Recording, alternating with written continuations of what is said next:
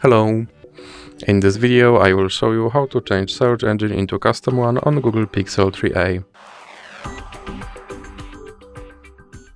So you have to start by opening your internet browser and then click on your search bar, and you have to go to your custom search engine website, and for this video I will use yep.com. And now you have to search something using your custom search engine.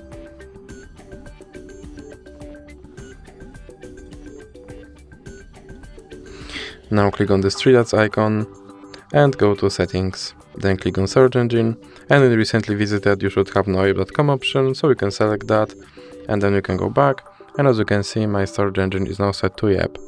So that's it for this video. If you liked it, please remember to leave like and subscribe.